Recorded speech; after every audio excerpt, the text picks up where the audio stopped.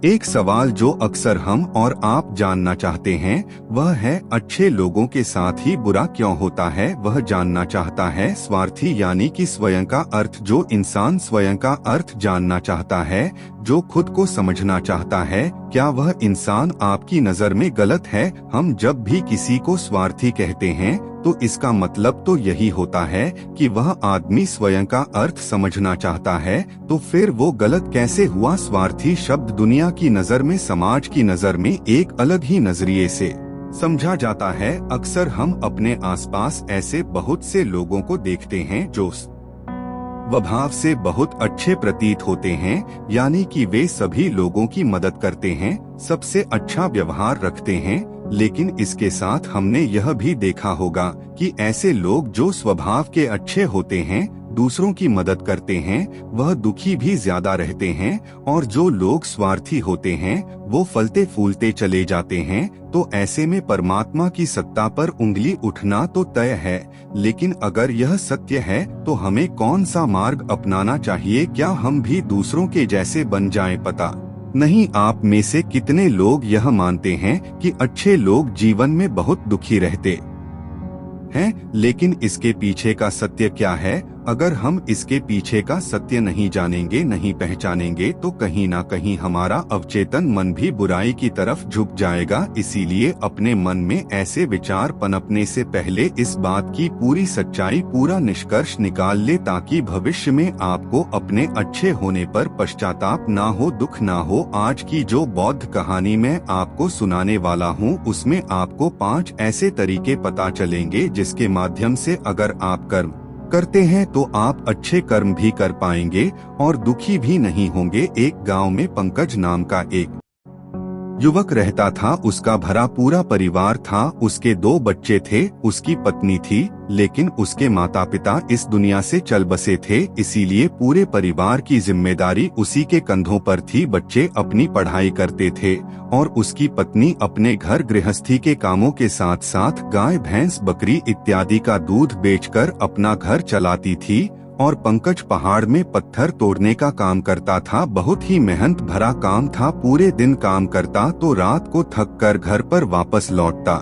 लेकिन इतनी मेहनत करने के बाद भी अगर पंकज को गांव का कोई भी आदमी मदद के लिए बुलाता तो पंकज कभी भी मना नहीं करता था। उसके जीवन का एक ही सिद्धांत था, अगर मैं दूसरों की मदद करूंगा तो परमात्मा मेरा साथ देंगे, परमात्मा मेरे साथ कुछ बुरा नहीं होने देंगे। पंकज अपने इस सिद्धांत का पालन बहुत ही कड़ाई के साथ करता था। वह इस सिद्धांत पर इतना विश्वास करता था कि अगर कोई बाहर का आदमी उससे मदद मांग ले तो वह अपने घर का काम भी अधूरा छोड़कर उस आदमी की मदद करने के लिए पहुंच जाता था, जिसकी वजह से उसकी पत्नी बहुत परेशान रहती थी। वह अक्सर पंकज को समझाने की कोशिश करती थी कि सबसे पहले अपना काम करो, अपने परिवार को देखो। 2 बच्चे हैं हमारे और फिर भी तुम दूसरों के काम करने में लगे रहते हो। अरे अपने घर को तो संभालो, अपना घर संभल नहीं रहा, दूसरों की मदद करने चले हैं। और जब ऐसी ऐसी बातें पंकज के कानों में पड़ती तो उसके हृदय में कांटा चुभने लगता था और उन दोनों में लड़ाई झगड़ा शुरू हो जाता था। अक्सर उनके लड़ाई झगड़े का यही सबसे बड़ा कारण होता था। लेकिन ना तो पंकज अपने आप को बदल पाया और ना ही उसकी पत्नी ने उसको समझाना कभी बंद किया। इसी वजह से आए दिन उनके घर में झगड़ा होता रहता था। जहां तक उस गांव वालों की बात थी तो वह पंकज के स्वभाव को जानते थे और वह जानबूझकर जो काम आसान भी होता था, जो उनके सामर्थ्य में भी होता था, उस काम के लिए भी वह पंकज को बुलाते थे ताकि उन्हें कम मेहनत करनी पड़े। कहने का अर्थ यह है कि गांव वाले पंकज की इस शिष्टाचार का फायदा उठाते थे, लाभ उठाते थे और सब पीछे से उसका मजाक उड़ाते थे, उसे बेवकूफ कहते थे। एक दिन पंकज की पत्नी बहुत ज्यादा बीमार पड़ गई। पंकज से जो कुछ भी सेवा हो सकती थी उसने वह सब अपनी पत्नी के लिए किया। उसने गांव के वैद्य को बुलाकर अपनी पत्नी की जांच करवाई, लेकिन यह रोग उस वैद्य की पकड़ के बाहर था। इसीलिए उस वैद्य ने कहा कि तुम अपनी पत्नी को नगर में जाकर किसी बड़े वैद्य को दिखाओ तो तुम्हारी पत्नी की जान बच सकती है। जल्द से जल्द नगर पहुंचने की व्यवस्था करो, नहीं तो तुम्हारी पत्नी के प्राण संकट में हो जाएंगे। यह सुनकर पंकज के पैरों तले जमीन खिसक गई। उसने यह नहीं सोचा था कि उसकी पत्नी के प्राण संकट में है। वह सोच रहा था कि कोई साधारण सा रोग होगा जिसका इलाज हो जाएगा, लेकिन जब उसने वैद्य की यह बात सुनी तो वह घबरा गया। अब पत्नी को नगर तक कैसे लेकर जाएं, क्योंकि उसके पास इतना धन नहीं था कि वह अपनी पत्नी के लिए एक घोड़ा गाड़ी करके उसमें अपनी पत्नी को लिटा कर नगर में ले जा सके। उसकी पत्नी की हालत बिल्कुल चलने की नहीं थी, इसलिए उसे नगर पहुंचाने के लिए किसी घोड़ा गाड़ी की जरूरत थी। संयोग से उसके पड़ोसी राजू के पास एक घोड़ा गाड़ी थी। वह अक्सर व्यापार के लिए अपनी घोड़ा गाड़ी नगर में जाया करता था, इसीलिए पंकज के मन में विचार आया कि मैं राजू की घोड़ा गाड़ी ले सकता हूँ। मैं राजू की इतनी मदद करता हूँ, कभी उसके काम को नहीं टाल तो वह तो मेरे काम को कभी मना ही नहीं कर सकता। और यही सोचकर वह घोड़ा गाड़ी लेने के लिए राजू के पास पहुँच जाता है। लेकिन राजू बहुत ही चालाक इंसान था। वो बिना किराए के अपनी घोड़ा गाड़ी अपने सगे संबंधियों के लिए भी नहीं ले जाता था। तो पंकज की तो दूर की बात रही, जब पंकज ने उसे घोड़ा गाड़ी के बारे में पूछा तो उसने यह कहकर टाल दिया कि मेरे घोड़े बहुत ज्यादा बीमार हैं, वह शायद बच भी मुश्किल से पाएंगे। 5 दिनों से वह कुछ नहीं खा रहे, तो ऐसे में बेचारा घोड़ा गाड़ी लेकर कहाँ नगर तक पहुँच पाएगा। हाँ, अगर तुम कुछ धन की व्यवस्था कर सकते हो तो मैं अपने एक मित्र की घोड़ा गाड़ी तुम्हारे लिए मंगवा सकता हूँ। यह सुनकर पंकज परेशान और चिंतित हो गया, क्योंकि उसके पास धन तो था ही नहीं। इसका मतलब उसकी पत्नी बड़े नगर में वैद्य के पास इलाज के लिए पहुँची नहीं पाएगी। उलझन भरे हुए विचार लिए हुए जब पंकज वापस आ रहा था तो उसने एक दिल दहला देने वाला दृश्य देखा। उसने देखा कि राजू के घोड़े, जो राजू के कहने के अनुसार बीमार थे और कुछ खा भी नहीं रहे थे, वही घोड़े गांव का ही एक युवक उसकी बाड़ से खोलकर बाहर ला रहा था और गाड़ी में उसको जोत रहा था। यह देखकर पहले तो पंकज को कुछ समझ में नहीं आया। उसके बाद जब पंकज ने उस युवक से पूछा तो उसने बताया कि राजू ने यह घोड़ा गाड़ी उसे किराए पर दी है। यह सुनकर पंकज का दिल टूट गया। उसने कभी सपने में भी नहीं सोचा था कि उसका सबसे अच्छा मित्र राजू उसके साथ ऐसा कर सकता है। हालांकि यह इस बात पर दुखी होने का वक्त नहीं था, इसीलिए पंकज वहां से जल्दी लौट जाता है और गांव के ही एक सेठ के पास जाकर कुछ धन उधार लेकर राजू को दे देता है। राजू अपने मित्र पंकज की पत्नी को वैद्य के पास नगर में ले जाता है। जब उसकी पत्नी का इलाज चल रहा था तो पंकज यही सोच रहा था कि एक वह दिन था जब राजू की बेटी बीमार हो गई थी और राजू यहाँ पर नहीं था, तो मैं पूरी रात वैद्य जी के पास उसके लिए बैठा रहा था, उसकी देखरेख की थी, उसकी सेवा की थी। कितने दिनों तक राजू नहीं आया था, तब मैं ही उसके परिवार की देखरेख किया करता था। हाँ, एक ऐसा दुर्भाग्य है यह जिसके लिए मैंने इतना कुछ किया, उसने एक घोड़ा गाड़ी देने से मुझे मना कर दिया, और वह भी तब जब मेरी पत्नी जिंदगी और मौत के साथ खेल रही थी। कुछ देर बाद वैद्य बाहर आकर पंकज को एक बहुत बुरी खबर देता है। वह पंकज को बताता है कि उसकी पत्नी को कैंसर रोग हो चुका है और इसका कोई भी इलाज नहीं है, उसके पास कुछ समय ही शेष बचा है। यह सुनकर पंकज दुखी होकर वहीं जमीन पर बैठ गया। उसकी पूरी दुनिया उजड़ने वाली थी और उसे कोई रास्ता नजर नहीं आ रहा था। कुछ समय बाद उसकी पत्नी चल बसी और अब दोनों बच्चों की जिम्मेदारी उसके कंधों पर आ गई थी। लेकिन यहाँ पर आनंद के सारे सिद्धांत टूट चुके थे, उसके सारे भ्रम खत्म हो चुके थे। अब उसके दिमाग में एक ही बात थी कि अच्छा कर्म करने से परमात्मा साथ नहीं देता, बल्कि बुरे लोग फलते फूलते हैं, और इस बात का मैं सबसे बड़ा गवाह हूँ। यह विचार अक्सर उसके दिमाग में चलते रहते थे और इसी वजह से उसका मन धीरे धीरे संन्यस्त हो गया, देश दुनिया से दूर हट गया। और एक दिन ऐसा भी आया जब वह अपने बच्चों को अपने रिश्तेदारों के पास छोड़कर इस देश दुनिया को त्याग कर एक सन्यासी बनने के लिए घर से निकल पड़ा। उसने गाँव में किसी को कुछ नहीं बताया, किसी को नहीं पता था कि पंकज अचानक कहाँ गायब हो गया। संन्यास की दीक्षा लेने के लिए वह एक बौद्ध भिक्षु के पास पहुंचता है। बौद्ध भिक्षु उस समय ध्यान में बैठे हुए थे। ध्यान से बाहर आने के बाद वह बड़े ध्यान से पंकज के चेहरे को देखते हैं और उससे सन्यासी बनने का कारण पूछते हैं। इस पर पंकज उन्हें अपनी पूरी आप बीती सुना देता है और कहता है कि हे महात्मा, इस दुनिया से मुझे कुछ भी हासिल नहीं हुआ। मेरा मन इस दुनिया से विरक्त हो चुका है। जब अपने दोस्तों ने ही मेरा साथ नहीं दिया तो इस दुनिया में रहने का क्या मतलब, और इसी वजह से मैं सन्यासी बनना चाहता हूँ। यह सुनने के बाद बौद्ध भिक्षु ने उपदेश देना शुरू किया। उन्होंने कहा कि याद रखना बेटा, जीवन में विरक्त होकर सन्यासी बनना तुम्हें परम सुख तक कभी नहीं पहुंचा सकता, परम आनंद तक कभी नहीं पहुंचा सकता। तुम दुनिया से अपने मन पर एक बोझ लेकर रक्त हुए हो। तुम दुनिया से परमात्मा की खोज करने के लिए विरक्त नहीं हुए हो। इस भ्रम में कभी मत रहना तुम संसार से विरक्त हुए हो, क्योंकि संसार ने तुम्हें धोखा दिया, ऐसा तुम्हें लगता है। इसीलिए तुम परमात्मा पर कभी विश्वास नहीं कर पाओगे और न ही उन पर अपनी पूर्ण आस्था बना पाओगे।